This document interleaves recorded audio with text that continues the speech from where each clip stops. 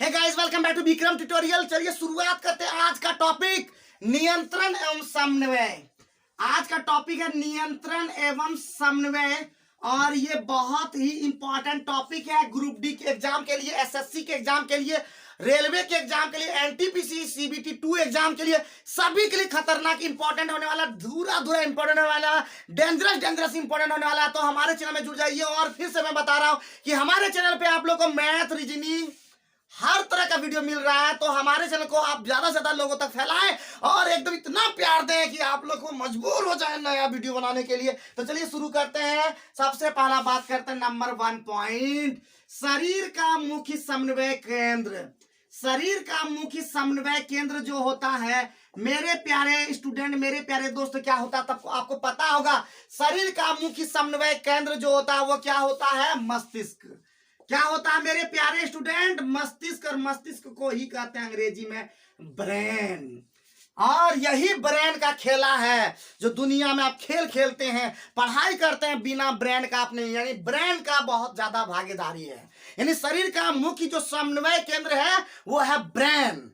क्या है? मस्तिष्क। कहता ना उसका ब्रेन वाश हो गया, उसका ब्रेन चीट हो गया, उसका ब्रेन अलग हो गया, उसका ब्रेन काम नहीं कर रहा है। तो मस्तिष्क का सबसे ज्यादा इंपॉर्टेंट है मेरे प्यारे स्टूडेंट। कहता है कि मस्तिष्क ठीक तो सब चीज ठीक। मानसिक तनाव, ये मानसिक जो होता है ना, मानसिक मस्तिष्क का बहुत भयानक है। तो अगर पेट में भूख लगे तो भोजन ले सकते हैं, मस्तिष्क खराब हो जाए तो क्या हो जाएगा? तो चलिए, शरीर का मुख्य समन्वय केंद्र मस्तिष्क होता है। आइए दूसरा पॉइंट की बात करते हैं। मस्तिष्क के क्या भाग होते हैं? तो मस्तिष्क के 3 भाग होते हैं मेरे प्यारे स्टूडेंट। मस्तिष्क के 3 भाग होते हैं। पहला जो भाग है उस भाग का नाम है अग्र मस्तिष्क। क्या नाम है? पहला भाग का नाम है अग्र मस्तिष्क, ठीक है। दूसरा भाग का नाम है मध्य मस्तिष्क, ठीक है, ध्यान दीजिएगा, एकदम ध्यान दीजिएगा। और तीसरा का नाम है आपका पश्च मस्तिष्क, ठीक है, पश्च मस्तिष्क, ये याद रखिएगा, पश्च मस्तिष्क। तो फिर से बोल रहे हैं, मस्तिष्क कितने भाग हैं? तो 3 भाग हैं। मस्तिष्क कितने भाग है? 3 भाग है मेरे प्यारे स्टूडेंट, 3 भाग है। अब आगे बढ़ते हैं। मस्तिष्क में जो है आपका अग्र मस्तिष्क, अग्र मस्तिष्क से होता है सुनना, अग्र मस्तिष्क से होता है आपका सूंघना, अग्र मस्तिष्क से होता है आपका देखना। ये सुनना, देखना, सूंघना सब होता अग्र मस्तिष्क से। फिर से मैं बता दूं क्या होता आपका अग्र मस्तिष्क से। सुनना, सूंघना, देखना जो भाग होता है वो होता आपका अग्र मस्तिष्क से। याद रखेंगे एकदम। आगे बढ़े, आगे बढ़ सकते हैं ना, आगे बढ़ना चाहिए। और आगे बढ़ने पे आपको अभी बहुत सारे चीज देखने को मिलेगा। एकदम वीडियो में लगातार बनिएगा। और फिर मैं 3 क्वेश्चन करूंगा जाते जाते, वो 3 क्वेश्चन का जवाब देना है लगातार अल्टरनेट पे। आपको 1 बजे 1 PM में आपको मिलेगा मेरा बायोलॉजी या फिजिक्स या केमिस्ट्री का वीडियो आप लोग को मिलेगा जो जीके जीएस में काम करेगा। जरूर देखें। और जो इंटर का विद्यार्थी वो भी देखेंगे तो उसको भी फायदा पहुंचेगा। तो आइए हम बढ़ते हैं आगे। रक्तदाब, लार आना, आगे हम बढ़ते हैं। यहां पे हम लिखते हैं फिर से रक्तदाब, आपका ब्लड प्रेशर जो होता है ना, ब्लड प्रेशर। नेक्स्ट है रक्तदाब। रक्तदाब के बारे में हम कल बात कर लिए थे। रक्तदाब, उसके बाद क्या होगा? लार आना। लार भी आता, देखिए मेरा भी लार कभी कभी टपक जाता है। लार आना, रक्तदाब, वमन। वमन का मतलब होता है आपका जो उल्टी होता है, वमन, उल्टी, वॉमिटिंग जिसको बोलते हैं। ये सभी कहां पे होता है? पश्च मस्तिष्क में होता है। ये किससे होता है मेरे प्यारे स्टूडेंट? पश्च मस्तिष्क से होता है। और पश्च मस्तिष्क में होता है एक मेडुल्ला, और ये मेडुला के द्वारा होता है। तो रक्तदाब, लार आना, वमन क्रिया सभी क्या होता है? मेडुला द्वारा नियंत्रित होता है। आगे बढ़ते हैं। कशेरुक दंड या रीढ़ की हड्डी, नाम सुने हैं कशेरुक दंड। कशेरुक दंड या इसी को कहते हैं रीढ़ की हड्डी। और रीढ़ की हड्डी हमारे लिए बहुत ज्यादा इंपॉर्टेंट है। कहता है रीढ़ की हड्डी अगर तोड़ दें तो सब खत्म। तो रीढ़ की हड्डी बहुत इंपॉर्टेंट है। कशेरुक दंड या रीढ़ की हड्डी जो होता है मेरुरज्जु की रक्षा करता है। किसका रक्षा करता है मेरे प्यारे स्टूडेंट? मेरुरज्जु की रक्षा करता है। मेरुरज्जु की रक्षा करने वाले को क्या कहते हैं? कशेरुक दंड या रीढ़ की हड्डी कहते हैं। आगे बढ़ते हैं। आगे बढ़ने पे आपको मिलेगा ऑक्सीन। आप सुने होंगे ऑक्सीन। ऑक्सीन जो है कोशिकाओं में जो होता है, कोशिकाओं में जो वृद्धि होता है, कोशिकाओं की लंबाई में वृद्धि में सहायक होता है। कोशिकाओं की लंबाई में वृद्धि, कोशिकाओं की लंबाई में वृद्धि में सहायक कौन होता है मेरे प्यारे स्टूडेंट? वृद्धि में सहायक कौन सा होता है जल्दी से बताएंगे? ऑक्सीन। क्या होता है वो? ऑक्सीन होता है। ऑक्सीन क्या करता है? कोशिकाओं की लंबाई में वृद्धि को क्या करता है? नियंत्रित करता है, वृद्धि को करता है, ये दिमाग में रखिएगा। आगे बढ़िए, जिब्रेलिन भी होता है, जिब्रेलिन। आगे बढ़ते हैं, हमारा मिलता है नियंत्रण एवं समन्वय हमारे पौधे में भी होता है। तो पौधे में ये बता रहे हैं, ये जो ऑक्सीन होता है कोशिकाओं की लंबाई में वृद्धि, हमारे अंदर थोड़े ना बोल रहे हैं, पौधे की लंबाई यानी पौधे की कोशिकाओं की लंबाई में वृद्धि में ये सहायक होता है। आगे बढ़ता है जिब्रेलिन। जिब्रेलिन का भी नाम सुने होंगे, ज्यादातर क्वेश्चन में आता भी है। ऑक्सीन, जिब्रेलिन आपको बराया आपको ऑप्शन में मिलेगा। तो जिब्रेलिन क्या करता है? ऑक्सीन की तरह तने में वृद्धि में सहायक होता है। ये तने में वृद्धि में सहायक कौन होता है मेरे प्यारे स्टूडेंट? तो तने में वृद्धि में सहायक कौन करता है? जिब्रेलिन। तो जिब्रेलिन क्या करता है? ऑक्सीन की तरह ये तने में वृद्धि करता है, और कोशिका की लंबाई में वृद्धि में कौन काम करता है? तो वो ऑक्सीन काम करता है। आगे बढ़ते हैं, आगे बढ़ने में एक और भी मिला, साइटोकाइनिन, डेंजरस इंपोर्टेंट, DDI, धुरा धुरा इंपोर्टेंट, धुरा धुरा इंपोर्टेंट है जो अभी बताने वाला। साइटोकाइनिन खतरनाक यानी एकदम धुरा धुरा इंपॉर्टेंट, साइटोकाइनिन मेरे प्यारे स्टूडेंट, साइटोकाइनिन। तो कोशिका विभाजन को कौन करता है? तो याद रखिएगा, बहुत बार क्वेश्चन एग्जाम में आ चुका है एकदम डायरेक्ट। कोशिका विभाजन कौन करता है? तो आपका साइटोकाइनिन करता है। तो साइटोकाइनिन को क्या करता है? कोशिका विभाजन को प्रेरित कर देता है। ये साइटोकाइनिन बड़ी खतरनाक है। तो एकदम नोट करते हुए चलिएगा, एकदम बता दे रहे, नोट करते हुए चलिएगा, नोट करते हुए चलिएगा। खतरनाक, खतरनाक बना देना है आपको। जब तक खतरनाक नहीं बन जाते हम आपको छोड़ेंगे नहीं, और जब खतरनाक हो जाएंगे हर एक चीज आपके हाथ में होगा। कोई ऐसा चीज बना नहीं जो आपसे हुआ नहीं, बस थोड़ा सा मेहनत आपके अंदर में, वो मेहनत थोड़ा सा कर देंगे, सब ठीक हो जाएगा। नेक्स्ट पॉइंट की बात करते हैं। नेक्स्ट पॉइंट है आपका FCC कम। यही चार ऑप्शन आपको बर्बाद कर देता है। यही चार ऑप्शन मेरे प्यारे स्टूडेंट समझ के पढ़िएगा। पहला कौन सी? तो ऑक्सीन। दूसरा कौन सी? तो जिब्रेलिन। तीसरा कौन सी? साइटोकाइनिन। चौथा आपका कौन सी? FCC का अम्ल। और जो FCC अम्ल जो होता है वृद्धि का संदमन करने वाला हार्मोन है। वृद्धि का संदमन, अब वृद्धि संदमन क्या होता है आप लोग सोचिएगा। वृद्धि का संदमन करने वाला जो हार्मोन है वो है आपका, क्या है आपका? FCC का अम्ल। खतरनाक याद कर लीजिएगा मेरे प्यारे स्टूडेंट। आगे बढ़ते हैं, जो जैसे कि FCC अम्ल के कारण ही पत्तियों का मुरझाना, ये पत्तियों का मुरझाना जो होता है, पत्तियों का मुरझाना किसके कारण होता है? पत्ती अगर मुरझाता तो किसके कारण? FCC अम्ल के कारण होता है। किसके कारण होता है? FCC अम्ल के कारण होता है मेरे प्यारे स्टूडेंट। FCC अम्ल के कारण क्या होता है आपका? पत्ती मुरझा जाता है। आगे बढ़ते हैं, आउटू ग्रंथि को। आउटू ग्रंथि का नाम सुने होंगे। आउटू ग्रंथि, फिर से बोल रहे हैं, कौन सा ग्रंथि? आउटू ग्रंथि, नाम सुने होंगे। आउटू ग्रंथि को ही हम लोग कहते हैं थायराइड ग्रंथि। क्या कहते हैं इसको? थायराइड ग्रंथि मेरे प्यारे स्टूडेंट।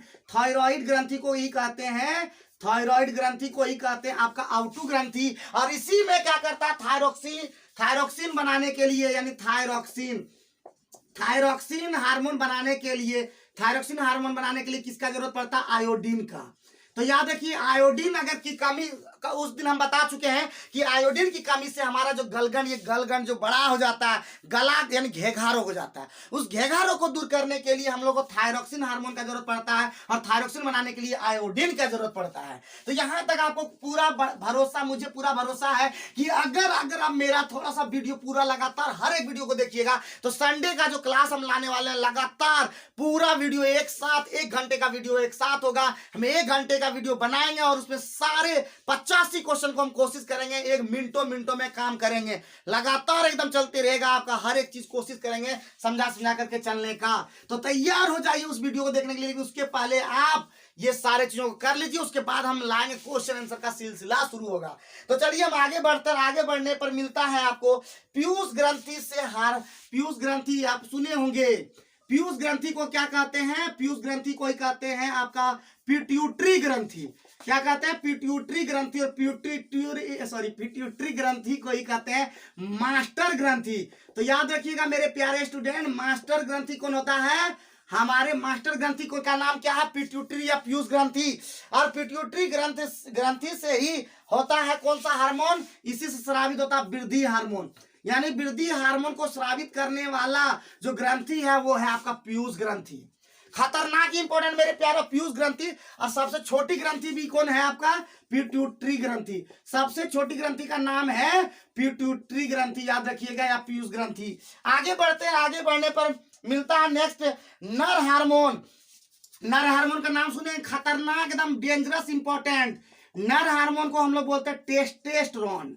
टेस्टेस्टेरोन, हाँ, टेस्टेस्टेरोन क्या होता है आपका? नर हार्मोन। और मादा हार्मोन का भी नाम सुने होंगे, याद रखिए, एकदम एकदम डायरेक्ट क्वेश्चन टच करेगा, डायरेक्ट। मादा हार्मोन का नाम है आपका एस्ट्रोजन। क्या नाम है मेरे प्यारे स्टूडेंट? एस्ट्रोजन। एस्ट्रोजन ये मादा हार्मोन है। आगे बढ़ने पर मिलता है कि मधुमेह का उपचार, नाम सुने होंगे मधुमेह। और मधुमेह हम पिछले क्लास में आपको बताए थे, डायबिटीज। मधुमेह को होते हैं डायबिटीज। डायबिटीज के लिए कौन सा हार्मोन का जिम्मेवार है? तो इंसुलिन। क्या होता है? इंसुलिन। और जिसको डायबिटीज है उसको इंसुलिन का क्या होता है? इंजेक्शन दिया जाता है मेरे प्यारे स्टूडेंट, इंजेक्शन। ठीक है, इंसुलिन का इंजेक्शन दिया जाता है। और इंसुलिन हार्मोन का उत्पादन जो होता है, इसका उत्पादन जो होता है वो कौन ग्रंथि करता है? आपको पता होगा, अग्नाशय। क्या होता है? जल्दी से बताएंगे, बहुत ही खतरनाक सब बता रहे हैं। कौन सा ग्रंथि करता है उत्पादन? अग्नाशय ग्रंथि करता है। नोट करते हुए चलिएगा, वीडियो को रो रो करके सारा नोट करते चलिएगा, हर एक चीज नोट करते चलिएगा। या वीडियो डाउनलोड करके उसको जरूर से जरूर, हर वीडियो को डाउनलोड करके आप देखते रहिए, रेगुलर घुमा घुमा के देखिए, एक ही वीडियो को लगातार देखिए जब तक आपका ठीक नहीं हो जाता। याद रखिए, फिर पढ़ना यही जब है, तो क्यों नहीं 4 बार 5 बार इसी वीडियो को दोहरा दोहरा के आप देख सके। आइए आगे बढ़ते हैं। दो तंत्रिका कोशिका के मध्य, दो तंत्रिका कोशिका है, ठीक है, दो तंत्रिका कोशिका के मध्य जो खाली स्थान है, मध्य खाली स्थान को क्या कहते हैं? जल्दी से बताएंगे। मध्य जो खाली स्थान उसको क्या कहते हैं? सिनेप्स। क्या कहते हैं उसको? सिनेप्स कहते हैं। तो याद रखिएगा, दो तंत्रिका कोशिका के मध्य खाली स्थान को क्या कहते हैं? सिनेप्स कहते हैं मेरे प्यारे स्टूडेंट। नोट करते हुए चलिएगा, आगे बढ़ते हैं। मनुष्य के मस्तिष्क का वजन, खतरनाक एंड डेंजरस इंपॉर्टेंट। मस्तिष्क का जो वजन होता है, मनुष्य के मस्तिष्क का वजन, वो 1350 ग्राम से लेकर 1500 ग्राम तक होता है। तो याद रखिएगा, 1350 से 1500 ग्राम के बीच होता है। दिमाग में सेट कर लीजिएगा। अग्र मस्तिष्क का 3 भाग होता है। आप फिर से मस्तिष्क में पहुंचते हैं। अग्र मस्तिष्क का 3 भाग होता है मेरे प्यारे स्टूडेंट। अग्र मस्तिष्क का 3 भाग होता है। कौन कौन सा वो भाग होता है? पहला भाग का नाम है सेरिब्रम। क्या नाम है? सेरिब्रम, याद रखिएगा, सेरिब्रम। दूसरा भाग का नाम है थैलेमस। दूसरा भाग का नाम है थैलेमस। और तीसरा भाग ऑटोमेटिक दिमाग में आ गया होगा, हाइपोथैलेमस। ठीक है, क्या नाम है? हाइपोथैलेमस। एकदम दिमाग में आ गया होगा, हाइपोथैलेमस। और जितना भी चीज हम पॉइंट जितना बता रहे, सारे पॉइंट को हम कॉपी में लिखे, सारा कॉपी में सारा आपको हम बताते चले जा रहे हैं। तो याद रखिएगा, दो तंत्रिका कोशिका के मध्य खाली स्थान को सिनेप्स कहते हैं। मस्तिष्क का वजन 1350 ग्राम से 1500 ग्राम होता है। और अग्र मस्तिष्क के 3 भाग होते हैं, आपका बता दिए अभी। आगे बढ़ते हैं। अग्र मस्तिष्क का पिछला जो भाग होता है, अग्र मस्तिष्क का जो पिछला भाग अभी हम बता दिए। अग्र मस्तिष्क का जो पिछला भाग है, अग्र मस्तिष्क का पिछला भाग को क्या कहते हैं? पिछला जो भाग है वो कहलाता है आपका हाइपोथैलेमस। क्या कहते हैं इसको? हाइपोथैलेमस कहते हैं। और हाइपोथैलेमस ही भूख लगता है, आपको याद रखिए, भूख लगता है, प्यास लगता है, ठीक है, भूख लगता है, प्यास लगता है, प्यार होता है, घृणा होता है। ये प्यार घृणा का जो बात होता है, हेट लव, ये थोड़ा सा आपने और भी बोल दिए। पसीना जो आता है, पसीना आता है आपका, गुस्सा आता, खुशी आता, सब देखिए बड़ी कंट्रोल रखना होता है। देखिए कब गुस्सा होता है, खुशी होता है, जितना भी होता है ना मेरे प्यारे स्टूडेंट, इसी भाग में होता है, जिसका नाम है आपका हाइपोथैलेमस।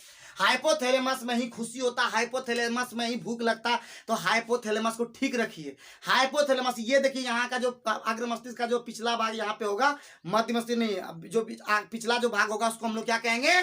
हाइपोथैलेमस में भूख लगता, प्यास लगता, प्यार होता, घृणा होता, पसीना आता, गुस्सा आता, खुशी आता, सब आता। देखिए मेरा पसीना भी आ रहा। तो ये सब कहां से आता है? हाइपोथैलेमस से आता है।